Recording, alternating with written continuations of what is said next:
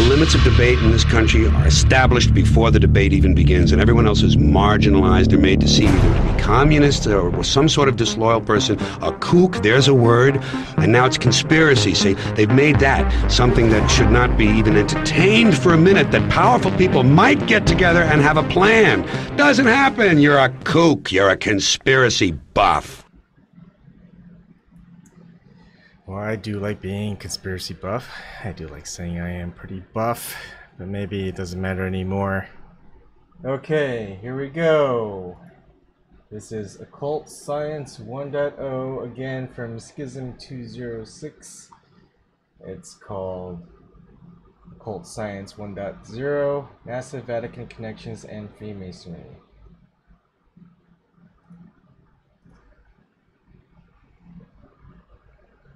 Welcome back to the Occult Science series, and here we will be examining the relationships between Albert Pike, Scottish Rite Freemasonry, and the United States government and NASA.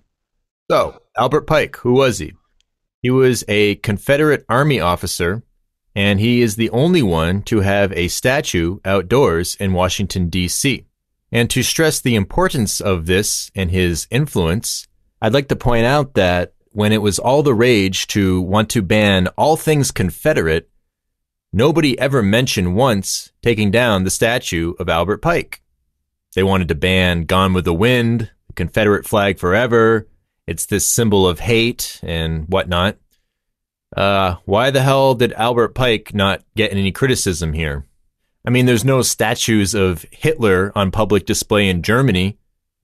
And if the Confederate flag was being pushed as some symbol of hate, then why wouldn't you get rid of this statue? Why wouldn't that come under criticism? I mean, that just logically tells me that the people who are involved in the United States government revere him if they're going to let that stand up there despite all of the controversy around the groups that he was a part of. And he was also a 33-degree Freemason, as controversial as that is nowadays with the conspiracy world wanting to jump all over that in a second. But as we've mentioned, we're not going to worry about that. This is just a person here, but he is rather influential if they're going to put him in the company of George Washington and Abraham Lincoln. So what did he do? He wrote this book called Morals and Dogma. And this is basically like the Bible of Scottish Rite Freemasonry. And Scottish Rite Freemasonry, as we move on to the next slide, is the group or type of Freemasonry that is most associated with NASA. And if we go to this freemasonry.bcy web address that is written here, they will reveal to you a comprehensive list of the Freemasons that have been at NASA over the years. In the administration, Kenneth Kleinknecht, Clark McClelland, and James Edwin Webb, who was overseeing all of the NASA administration all the way up to the year before the moon launch. Then, of course, there's been various astronauts. I won't list them all here, but Buzz Aldrin, Leroy Cooper, John Glenn Jr., and Gus Grissom, James Irwin, and various others. And there's one scientist, Vannevar Bush. Never heard of the guy, but there you go. There's a list of a lot of the Freemasonic influence at NASA. So it would stand to reason that if you read Morals and Dogma, you'd probably get some insight into what all of these guys believe on some fundamental level, correct? I mean, that's just logic and reasoning. And if you read their literature, they're very, very careful about who they let up into the upper levels. Morals and Dogma just explains that away over and over and over again, how people have to be very good at certain things to move up, especially secrecy. Now, I'm not getting conspiratorial here. That's just what's stated in the book. You can take that to some crazy level if you'd like, but the fact remains that's just what's written in it. And it's constantly emphasized over and over again that the symbols involved are the language of this religion. And the more you understand all of the layers and elements of these symbols, basically indicates how much of an adept that you are, how high up you are in the gnosis knowledge or understanding of Freemasonic philosophy. Now, I'm not going to speculate how much knowledge and understanding all of these guys had of this system, but obviously they were a part of it. You see pictures of Buzz Aldrin wearing Masonic rings, and he's listed as being a 33rd degree Mason, and Morals and Dogma encompasses 32 degrees of Freemasonry. So, you think it would stand to reason that if he had advanced to that level, he would have read the entire book of Morals and Dogma. Thus, why we should read it. And it's not some crazy conspiracy that he's a 33rd degree Mason. This is well documented, out in the open, and he even took a 33rd degree flag to the moon. So there you go. It's just the reality of the situation here. So I don't mean to get heated about that, but to act like this is not an influence, I think is just completely illogical.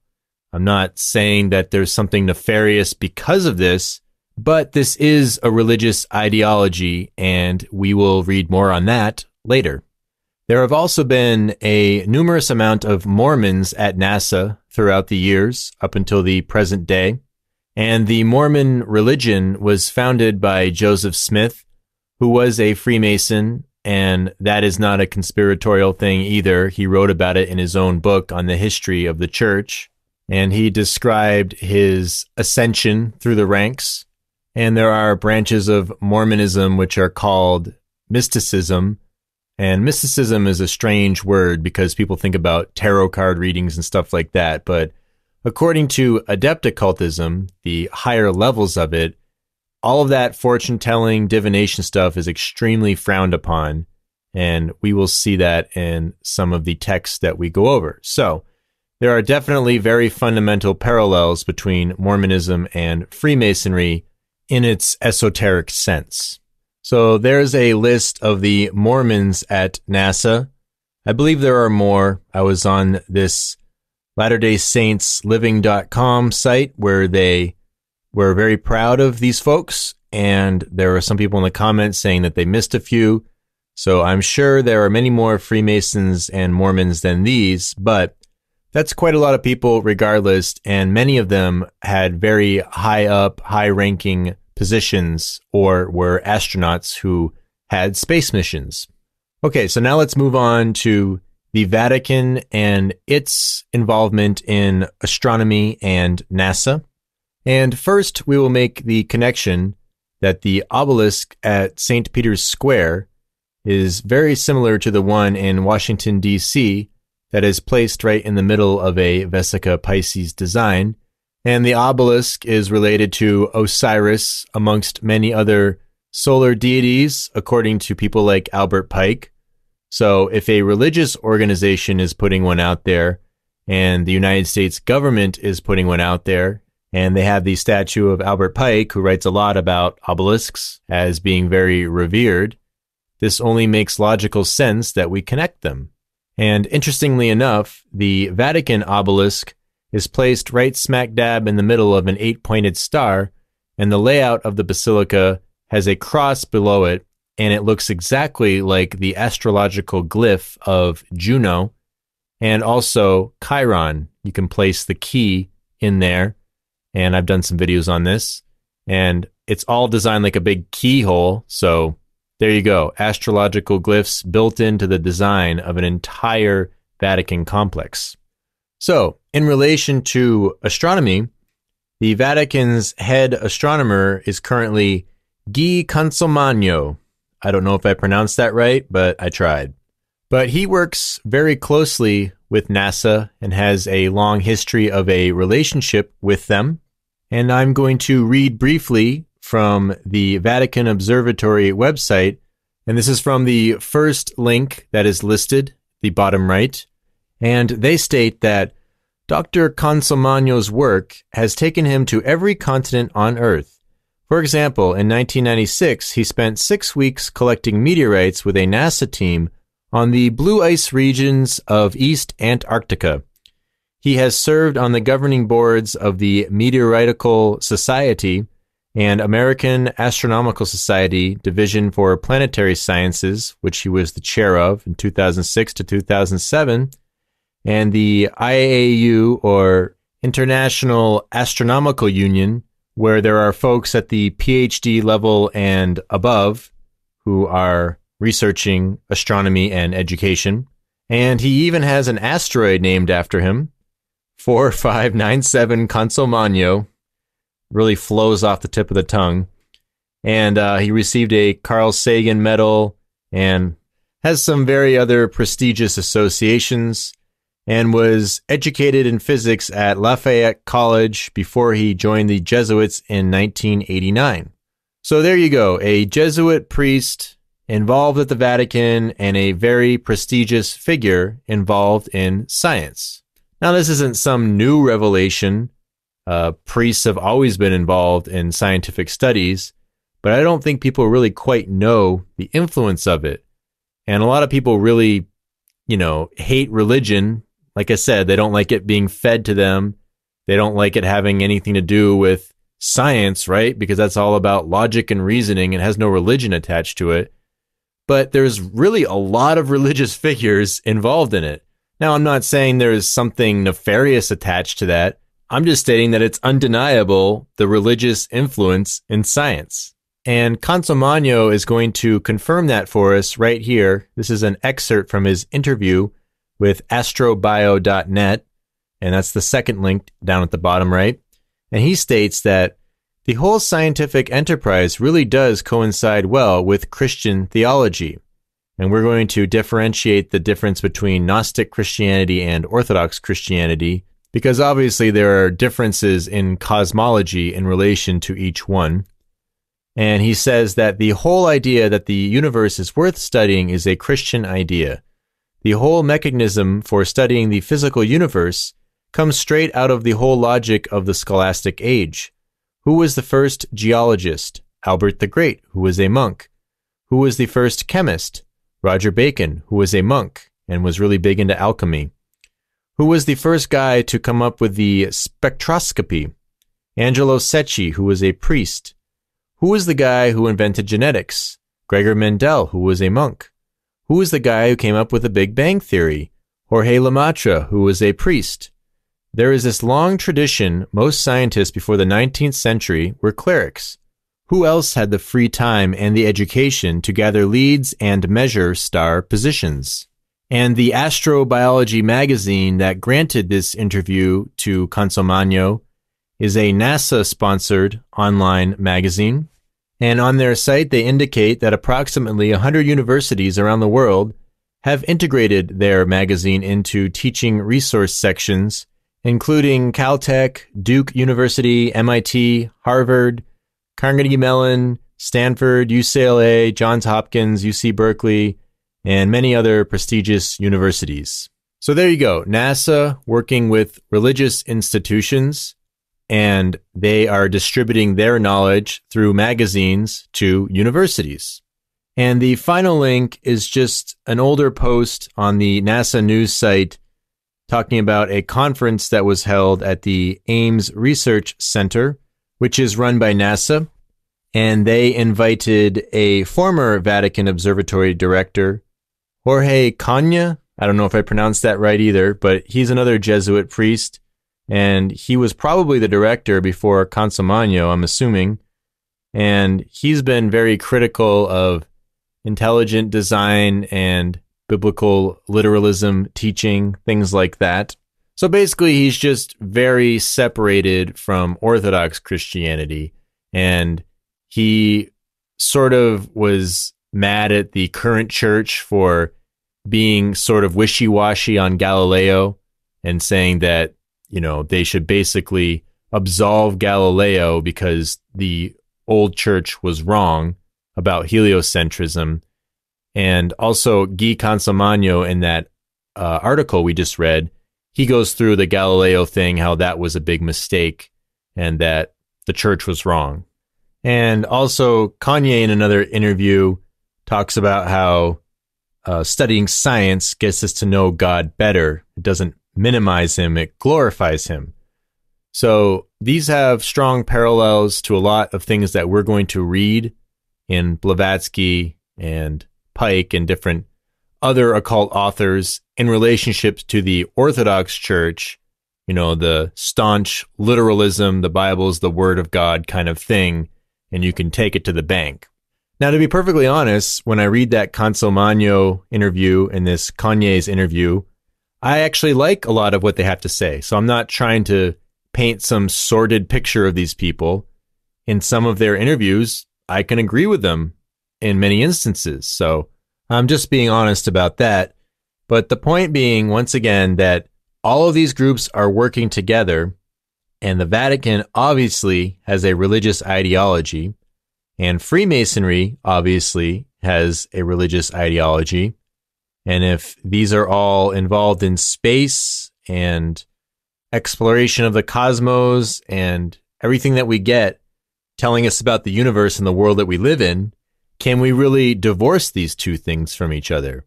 I mean, most people's perception of this is that they are separate. But that's the nature of the occult. It's a hidden religion. It's not in your face. And their deity, their version of God, is hidden, concealed from man. Whereas the literal version is sort of, in your face. And I'm just being sort of stereotypical here, but, the Orthodox Christian who goes around talking about Jesus all day and saying, you need to believe in him too for salvation, things like that. I mean, that's kind of like, very visible, in your face, telling you about God in a very obvious way. So the occult is kind of like the opposite of that. And it's very strange because the ideas about cosmology and things of that nature in relation to these two things kind of reflect this. So these are all things that we're going to go over later, but just wanted to make the point that this is all tied together for better or for worse. And there's many, many other examples of this. These are just three that I thought would be appropriate for the situation. So we will see you at the next video where we will discuss the relationships of Theosophy, the United Nations, and Rockefeller Philanthropy, and how that ties in with NASA and the US government and the Vatican. So thank you, and we will see you there.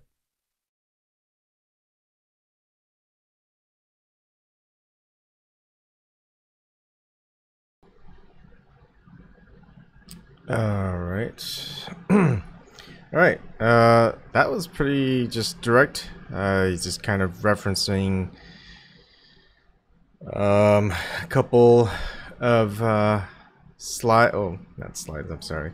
He's referencing the Vatican Observatory.va. Maybe I should go and share his actual